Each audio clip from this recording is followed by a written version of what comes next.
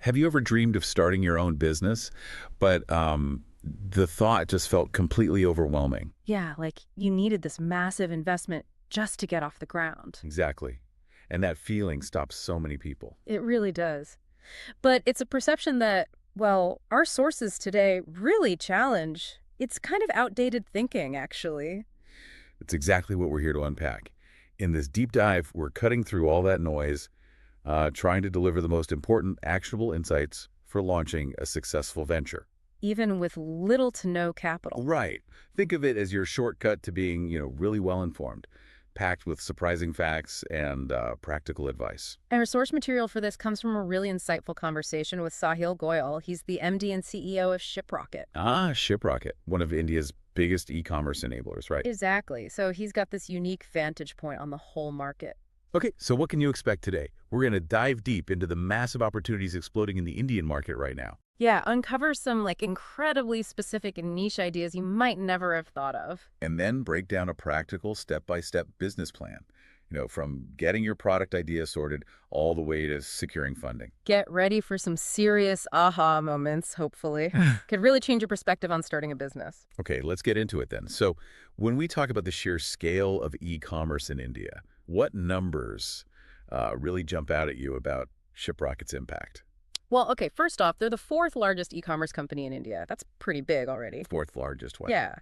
And to give you a sense of reach, they facilitate somewhere between 30 to 35,000 crore rupees in sales for their merchants. 30 to 35,000 crore. That's a lot. It's a huge slice of the pie. It works out to about 5% of India's total e-commerce going through their network. Okay, 5% of the entire country's e-commerce. Yeah, That really puts massive scale into perspective. absolutely. And then look at their merchant base.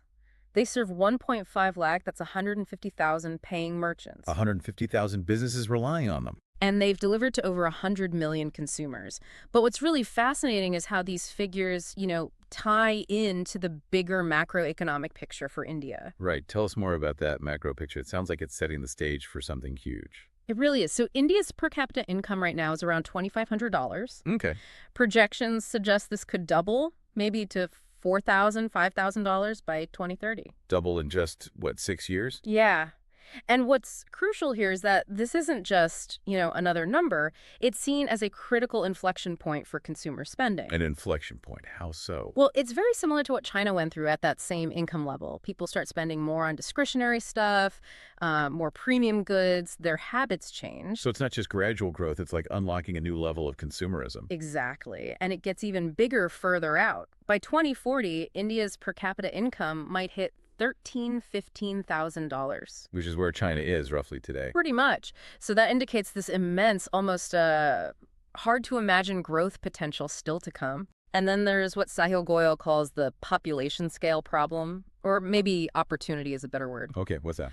We have something like 400 to 500 million users in India who are, well, yet to be fully exposed to internet content and e-commerce. 500 million people. Yeah. They're coming online. And importantly, they'll likely leapfrog traditional retail. They'll go straight to digital. 400 to 500 million new potential customers? That's just an enormous untapped market. It is. And if Yeah. you connect this to digital penetration overall, it's really eye-opening how much room there is to grow. How much room are we talking? Well, internet retail penetration is currently quite low in India, maybe 6-7%. Okay. Compare that to, say, 45% in China or 24% in the US. Huge difference.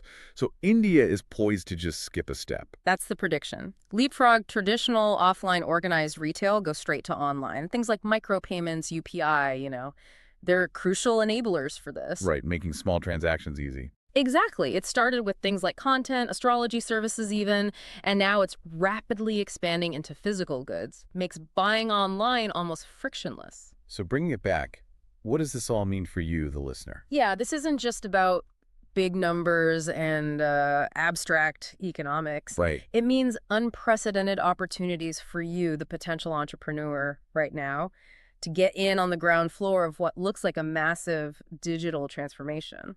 You mentioned earlier that needing huge capital is kind of outdated. What specifically changed to make it genuinely easier to start Lean today? That's a great question. I think the biggest shift is just the democratization of tools and platforms, Yes. meaning you don't need to build everything from scratch anymore. There's so many off-the-shelf solutions. It's truly easier and faster than ever to launch something.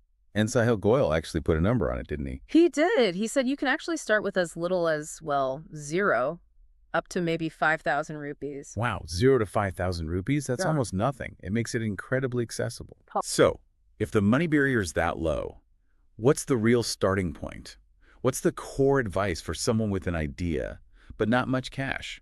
The core advice really is to find a problem you're passionate about solving. Passion, okay? Yeah, ideally, it's something within a hobby or an area you know really well. Sahil gave the example of a guitar player, right? Right, the neon straps. Exactly. Maybe you notice this niche need for like neon glow guitar straps that no one else is making, even if it seems like a tiny market. Your passion gives you insight?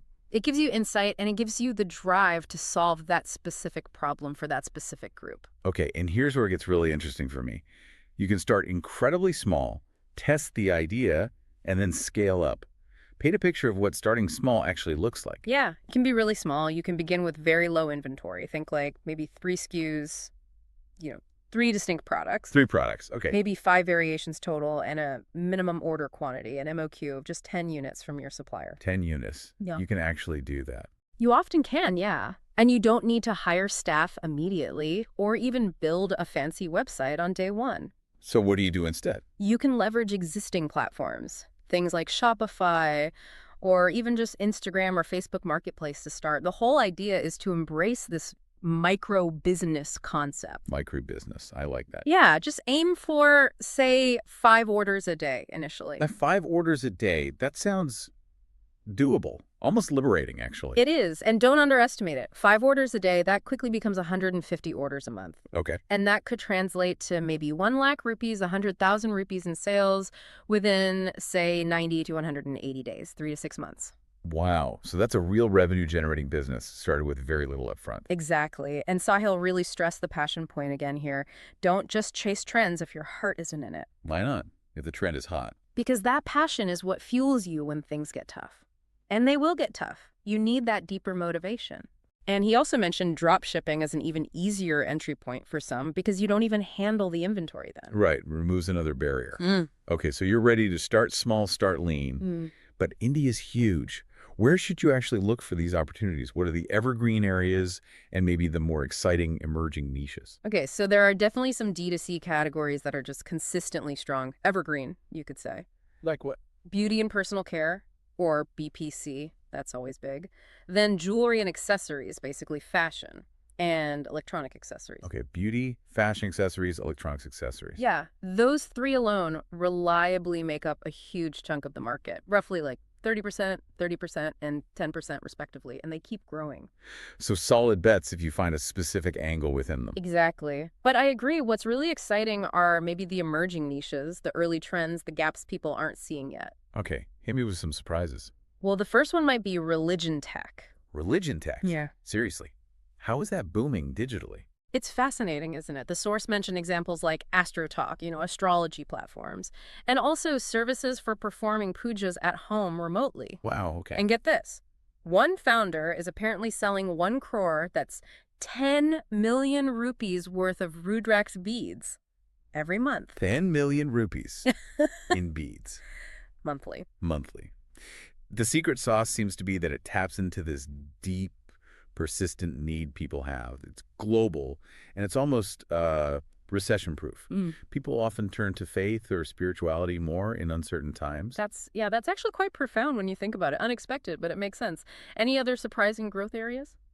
Pet care was mentioned as another interesting growth area. Lots more people treating pets like family. Okay, pets make sense. And then this one was surprising, Apple-related accessories. But like high-end Apple accessories. Yeah, really high-end. We're talking premium stuff, maybe $2,000 and up, selling well in India. $2,000 for an accessory, who's buying that? It seems to be driven by Apple's own growing footprint in India, the official stores opening, and this new class of consumers willing to spend big on that ecosystem. Interesting. So it feels like if you spot any gap, it could be an opportunity, however niche it seems. That seems to be the message. Sahil basically said, anything can work. He told this anecdote about a 12-year-old. Oh, yeah, the Minecraft stickers. Exactly. The kid wanted to sell Minecraft stickers just because they saw there wasn't a good supply. If you identify a specific unmet demand, even a small one, you might have a business. Love that. What else is popping?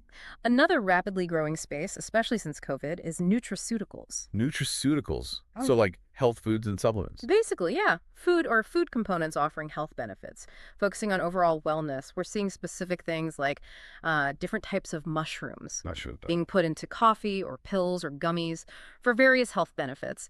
But what's still largely unexplored, apparently, are areas like brain health. Brain health. Interesting. Yeah, and leveraging unique Ayurvedic and ancient Indian ingredients. Things like makhana, curcumin. There's huge potential for Made in India brands to go global here. Okay, sticking with health and wellness, but shifting demographic. Beauty for seniors. Is that really a big untapped market in India? Apparently huge. Think about women age 55 plus. They often have disposable income, but they're not really being specifically catered to by the beauty industry. You mean most brands target younger demographics? Pretty much. The source mentioned a US-based company, a billion-dollar business, focused solely on this 55-plus demographic. The opportunity in India seems wide open. That's a massive oversight. And on the flip side, what about men's beauty? Is that just a fad, or is it becoming a real segment? Definitely seems like a rising trend. Men's beauty, dermatological products. So beyond just shaving cream. Way beyond. Men are caring more about skincare, apparently even things like light makeup. There's real potential for male-oriented brands, kind of like Hims in the US, but tailored for India. It's moving surprisingly fast from niche to mainstream. Okay, switching gears again. Kids learning solutions. Millennial Gen Z parents are often really focused on child development. What's the actual gap there? Aren't there tons of STEM kits already? There are tons of STEM kits, yeah. But that's maybe the point. There's a real need for more innovative learning toys. Innovative how? Things that go beyond the standard kits. Solutions that genuinely foster creativity, critical thinking, maybe more tailored development, not just generic educational stuff. Parents are looking for something more. Something different. Got it. More depth, less generic. Exactly. And finally, a very specific, but I thought really insightful gap Sahil pointed out. Office wear shirts. Office shirts, like formal shirts. Sort of, but not the old school stuff. There's apparently a lack of cool and smart, basic, good quality shirts for young professionals in corporate jobs. Ah, so the traditional stuff feels dated or boring. Yeah, it often lacks modern appeal. So there's this niche wide open for a brand that gets contemporary style for the workplace. Good quality, good fit, but feels current. All these ideas, from Rudrax beads to office shirts, they really highlight the power of just observation, right? Seeing a small problem. Absolutely. It reminds me of that story Sahil shared about how the kitchen brand House of X got started. Yeah, tell us that again. It came from observing two things. A top chef who was frustrated with his cooking tools, and just a regular mom struggling daily with her kitchen appliances. So it wasn't some grand invention. Not at all. It was about solving those specific, nagging, everyday problems people were actually facing in the kitchen. That connects really well to, Apple's whole philosophy too, doesn't it? It really does. They obsess over the small details, the deep consumer insights, like the seamless handoff between devices, Yeah, it just works. Right. It's not always about the massive breakthroughs. It's often about solving those real, maybe overlooked pain points for users, making things easier, better. Okay, so let's say you've got an idea now, maybe sparked by one of these niches. You're passionate.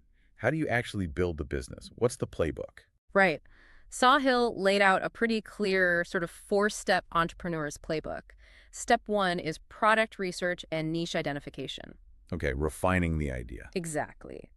Once you've picked a broad category, let's stick with the beauty for 50-plus women example.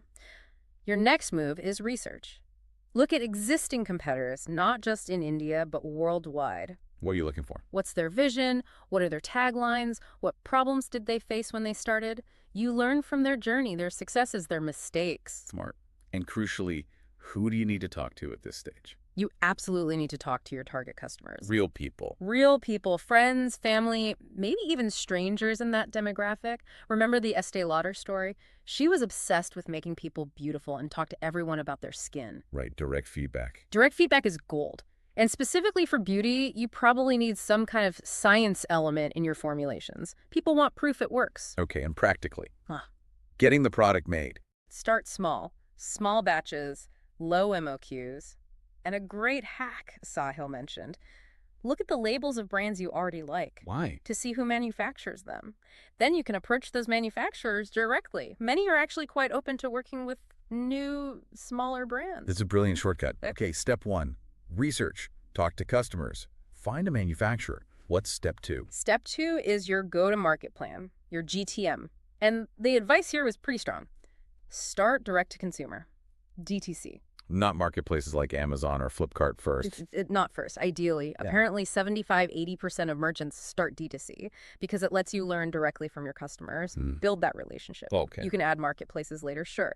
But starting only on a marketplace, it really limits your direct customer feedback and makes building a long-term brand much, much harder. Got it. DTC first for learning, then expand. So once you choose DTC, how do you make sure your message actually reaches the right people? That's your channel strategy. You need to figure out, where does my target audience actually spend their time online? Is it YouTube, Instagram, Facebook groups, somewhere else? And that dictates your marketing approach. Completely. It tells you whether to focus on creating your own content, maybe working with influencers in that space, or doing performance marketing, like running ads. Okay. And there was a neat insight about team building, too. Yeah, really valuable. Consider bringing someone from your actual target demographic onto your team early on. Like for the 50-plus beauty brand, hire someone in that age group. Exactly. Their authentic perspective is invaluable. They'll know the language, the concerns, the platforms. It ensures your communication really resonates and isn't just guessing. Makes total sense. And what's the short-term goal here? Just focus on getting those initial orders. Maybe aim for getting your first handful of orders within 90 days. Then you build and scale from that initial traction. Keep it achievable. Step 3, pricing. This always feels tricky. It is. Sahil called it an art and a science, not just a simple calculation. So how do you approach it? Well, one way is to try and quantify the value your product provides. Can you actually measure how much money it saves your customer? Or how much growth it enables for them? Okay, focus on the tangible benefit value. That can give you a starting point, but then you also have to look at the competitive landscape. What are similar products selling for? Exactly. And how does your product compare? But pricing also sends a message, right? It communicates who your product is for. How so? Well, think about it. If you put really premium, fancy packaging on a product meant for the mass market, people might assume it's too expensive for them and not even consider it. Right, the signals are wrong. Yeah. And conversely, if you price an aspirational, high-quality brand too low, it can actually undermine its perceived value. People might think if it's that cheap, it can't be that good. So it's a balancing act. What about that classic advice, start high, you can always go lower? Does that still hold? It does, and Sahil added a modern twist. He really emphasized that in today's fast D2C world, this isn't just theory, it's like a real-time A/B test. What do you mean? You look at your funnel data, if you're getting lots of clicks on your ads, people are interested, but then they drop off when they see the price in the cart. Ah, that's your signal. That's your immediate, tangible signal. It tells you, right now, your price is likely too high for that audience segment. You can adjust quickly. It's much harder to raise prices later if you start too low. Okay, smart. Finally, step 4, branding and marketing. In a crowded market, what's the foundation for getting noticed early on? Early on, it really relies heavily on two things. Yeah. Word of mouth, and having a really strong, unique selling proposition, your USP. Your USP. What makes you different? Exactly. What is the one key thing you want people to remember and talk about regarding your brand? Keep it simple and clear. You mentioned Apple's iPod tagline earlier. Perfect example. The 1,000 songs in your pocket. Simple, benefit-driven. They didn't list gigabytes or tech specs in the headline. Right, they sold the outcome. Precisely. Focus on benefit-driven communication. Don't just list features like contains vitamin C and salicylic acid. Tell the consumer the benefit. Will keep your skin glowing forever, or whatever it is. Translate features into benefits. Always. And really understand your target group's lingo. How do they talk? What references do they get? Integrate that into your communication. If you're targeting senior women, maybe you need to understand the conversations happening at kiddie parties or on morning walks, like Cecile suggested. Be where they are, speak their language. Exactly. And critically, Don't underestimate packaging. Packaging matters that much. Hugely. Invest in good packaging. It creates that aspirational brand image, it reinforces your key message, and it massively impacts the customer's unboxing experience. Think Apple again. Right, the unboxing is part of the product experience. Totally. Don't cost cut here, especially early on. It's a key brand touch point. And for actual early marketing tactics. Things like giveaways, contests, maybe collaborating with relevant creators or influencers can be really effective for getting that initial traction and buzz. Okay, that's a solid playbook. Now let's talk about the changing landscape. Quick Commerce Blanket, Zepto, Swiggy, Instamart, it's huge now. Sahil called it a way of life, not just an experiment. Yeah, it seems it's here to stay. The key thing to understand is that in quick commerce, you're essentially trading selection for speed. Selection for speed. Okay, so what kind of products work best there? It's ideal for what they call head categories. Things like mobile phones, maybe. But more commonly, items you'd typically find in your local neighborhood Kirana store. Like groceries. Groceries, yeah.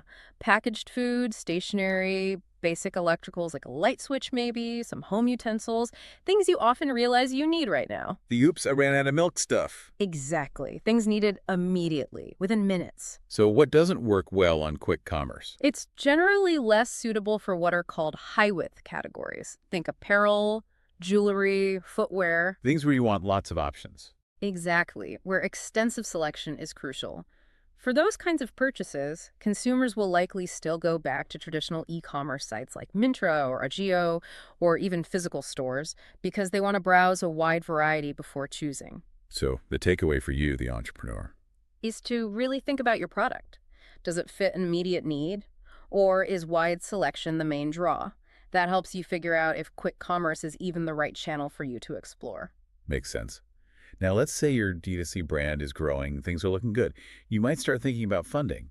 Is it hard to get investment? Well, the good news is the ecosystem for raising investment is pretty vast now, much bigger than it used to be. So how do you actually find investors? There are lots of ways. Referrals from other entrepreneurs are often best, but you can also apply directly to venture capital funds. Most have websites with contact info or application forms. LinkedIn outreach can work. Even cold emails sometimes. Are there resources to find who's investing? Oh, yeah. Lots of platforms like Your Story or Ins42 publish lists of active early-stage investors. The information is definitely out there if you look. Okay, but what are investors actually looking for, especially if you're pre-revenue? If you don't have sales numbers yet? Right. When there's no revenue, investors are primarily, as Sahil put it, betting on the person. Betting on the founder, what does that mean? They're looking for clarity of vision. Do you know exactly where you want to go? Conviction. Do you truly believe in it? Intelligence, obviously. And crucially, hustle. That drive to make things happen. And this explains why second-time entrepreneurs often raise money more easily. Exactly. Investors feel like they've already proven they have those qualities. They've demonstrated they can execute. They have the vision, the hustle. It reduces the perceived risk significantly. Okay, that makes sense. Now, shifting slightly, what's the biggest mistake entrepreneurs make? Sahil had a clear view on this. Yeah, he said the biggest mistake is often doing too many things at once. Spreading yourself too thin.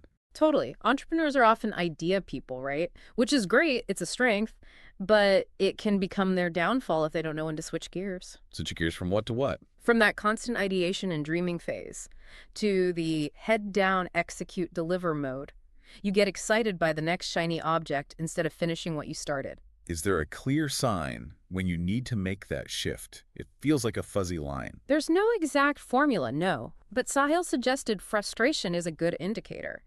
If you're feeling frustrated by a lack of actual progress, or you look around and see too many half-finished projects, That's the sign. that's probably the sign you need to stop starting new things and really focus on executing and delivering on one or two key priorities. Narrow the focus. Okay, valuable advice. So wrapping things up, Sahil provided this core framework, like an ultimate filter for any business idea.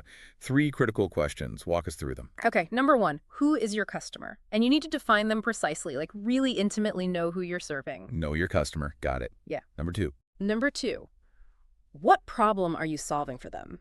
And crucially, this needs to be a deep, realized problem, not just a nice-to-have improvement, something they genuinely feel pain around. Okay, a real deep problem. And number 3, this was the powerful one. Yeah, this is the killer question. If you, meaning your product, your business, if you died tomorrow, would your customers cry? Wow.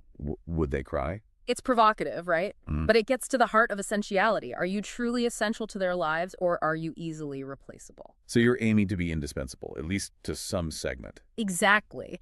Aim to create such a bond, solve such a core problem, that your absence would be deeply felt by at least a core group of your customers. That's the ultimate measure of impact and loyalty, maybe even more than just sales numbers. We've covered a huge amount today, from those massive macro trends shaping India's e-commerce future. Yeah, to identifying some really surprising opportunities. Religion tech, senior beauty, those niche accessories. And then we laid out that clear, actionable roadmap, how to launch and grow, even starting really small. I think the key takeaways really are: find a problem you're genuinely passionate about solving. Start lean. Don't wait for perfection or huge funding. And just relentlessly focus on your customer. Absolutely. And as you go forward, thinking about your own ideas, maybe keep that really powerful question in mind. Right. If your business disappeared tomorrow, would your customer truly miss it? Let that be your guiding light. It really is the ultimate test, isn't it? Yeah. Are you building just a nice to have, or are you creating something truly impactful, a real problem-solving solution that people come to depend on? That's the goal. So the final thought for you, the listener: what problem will you solve that no one else is?